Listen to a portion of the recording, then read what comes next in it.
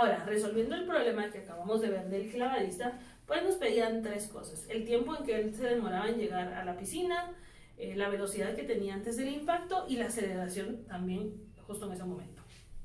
Para hacer esto, lo primero que voy a hacer es voy a tratar de entender el problema para entender qué es lo que me está diciendo esa ecuación de posición, para que nos quede más claro por qué vamos a hacer todo lo demás, cómo vamos a calcular el tiempo en llegar a la piscina y todo lo demás que vamos a estar trabajando. Entonces, viendo esto, pues ustedes tenían aquí su problema del clavadista, ¿verdad? Aquí estaba el clavadista y se tiraba desde aquí y luego pues caía y él estaba parado a 32 pies del suelo. Esa es la información que nos daba el problema, ¿verdad? Ahora, esta SDT lo que nos va a ir dando es dónde se encuentra el clavadista respecto del suelo, y eso es muy importante entenderlo, que todo aquí yo lo mido respecto del cero, puede ser mi sistema de referencia, respecto del cero, o sea, al 1 segundo en donde estoy parada, a los 2 segundos donde estoy parada, a los 3 segundos donde estoy parada. Eso es lo que me está diciendo esta ecuación. Entonces, para que lo entendamos de una forma un poquito más sencilla, les voy a decir que evaluemos primero diferentes tiempos solo para ir entendiendo qué hace el problema. Entonces, por ejemplo, si a este yo les digo que evalúen S en 0.25, S en 0.5, S en 1 segundo y S a los 1.5 segundos. Es decir, que me encuentren la posición que tiene el cuerpo a los 0.25 segundos, a los 1.5 segundos, a 1 segundo y a 1.5 segundos. Posición de medida respecto del suelo. Si sustituimos, el 0.25 en la ecuación, esto nos queda aquí, 35. Si sustituyo el 0.5, me queda 36, ya las hice antes, ¿verdad? Si sustituyo el 1, me queda 32. Y si sustituyo el 1.5, me da 20. Ahora, ¿eso qué quiere decir? Que a los 0.25 nosotros estamos todavía aquí arriba, ¿no? O sea, a los 0.5 estamos por aquí. Al 1 segundo ya estamos pasando justamente en el mismo lugar de donde nosotros salimos, ¿verdad? O sea, saltó y llegó aquí.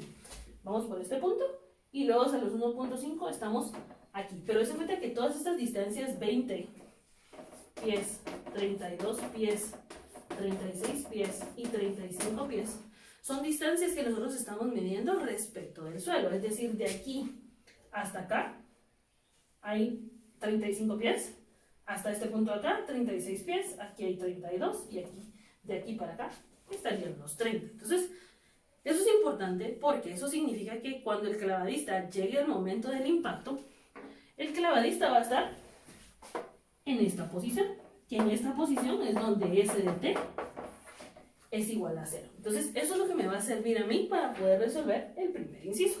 Porque en el primer inciso lo que me piden es el tiempo que se tarda en llegar a la piscina, ¿verdad? Entonces, todo el tiempo de aquí para acá, cuando el desplazamiento completo o la posición del clavadista sea 0. Entonces, sustituyo en la ecuación y nos queda 0 es igual a menos 16t cuadrado más 16t más 32, ¿verdad? Porque estoy igualando esto que puse aquí, esta posición acá. Entonces, igualo, resuelvo. Eso se puede resolver por medio de fórmula cuadrática o por medio de factorización, o incluso podría hacer completación de cuadrados. Lo voy a hacer factorizando. Saco factor común menos 16 y aquí nos queda t cuadrado menos, porque saqué el 16 ya, aquí solo nos queda t, menos también, y aquí nos quedaría menos 2, ¿verdad? Entonces solo factoricé el menos 16. Ya que factoricé esto, aquí puedo hacer un trinomio, ¿verdad? Dos números que multiplicados me den menos 2 y sumados me den menos 1.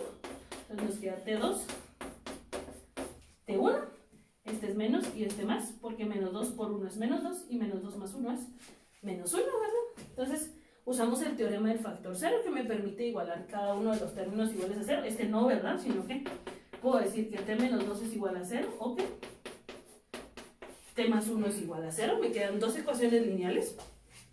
Y de aquí obtenemos que t es igual a 2 o t es igual a menos 1. Evidentemente este no nos es útil. El que nos sirve es este que está aquí. ¿Esto qué quiere decir? Y entonces a los 2 segundos es donde el clavadista ya está pasando por esta posición, lo cual tiene sentido. Vamos viendo los valores. Tiene sentido que a los 2 segundos nosotros estamos pasando o llegando más que nada a la piscina, ¿no? Entonces vamos a concluir. El clavadista se demora 2 segundos en llegar a la piscina.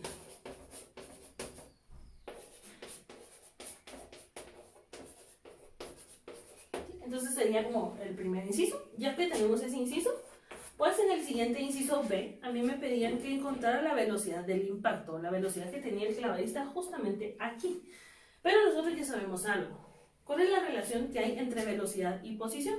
Pues es justamente la derivada. Entonces aquí cuando me piden la velocidad en cierto instante de tiempo, yo sé que esta velocidad no es más que la derivada de la posición. Ahora, si ya me piden justamente al momento del impacto, pues ya sustituyo el tiempo que tengo aquí. Pero si yo quisiera saber la velocidad con la que él está a los 1.5 segundos, pues sustituyo el tiempo en el 1.5, sustituyo en 0.5 o en 0.25. Entonces así voy obteniendo las diferentes velocidades. Entonces aquí, B de t, nos queda, hacemos la derivada de la función posición, que en este caso, bueno, no es x, ¿verdad? En este caso pusimos que era s. Hacemos la derivada, y la derivada aquí nos queda menos 32t, ¿verdad? Más 16. Y lo que tenemos aquí es la ecuación para la velocidad en cualquier instante de tiempo.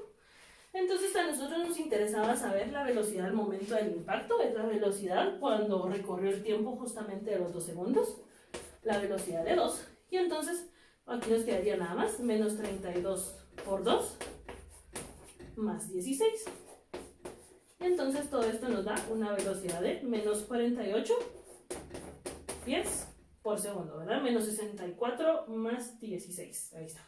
Entonces 48 pies por segundo. ¿Qué significa el signo menos que nos quedó ahí? El signo menos solo significa la dirección, porque en este aquí vamos justamente hacia abajo, ¿sí? O es una velocidad que se dirige para abajo. Entonces ahí tendríamos la velocidad a los 2 segundos. Nosotros no se los pedí, pero con esto yo ya puedo encontrar cuál fue la velocidad inicial, ¿sí? O la velocidad cuando el tiempo valía 0. Que si se dan cuenta, la velocidad en el tiempo 0 es de 16, es decir, él salió a 16 metros por segundo. Voy a poner aquí en otro color.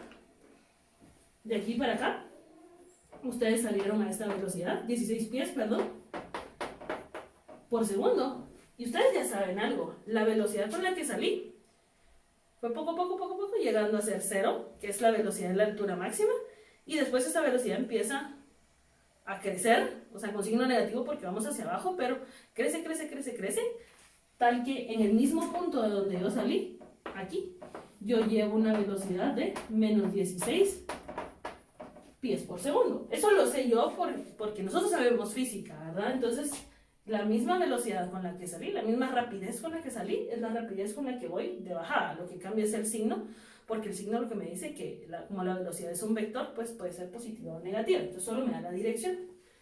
Probemos algo, ¿sí? Solo por curiosidad, ¿sí? ¿Cuál sería entonces la velocidad?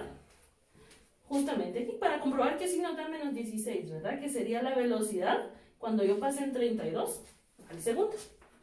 La velocidad cuando vamos recorriendo un segundo. Entonces si miramos aquí, nos queda menos 32 por 1 más 16, y la velocidad en 1, tal y como nos han enseñado, nos queda de menos 16 pies por segundo, lo cual tiene todo el sentido del mundo que en este punto tengamos la misma con la que salimos, ¿verdad?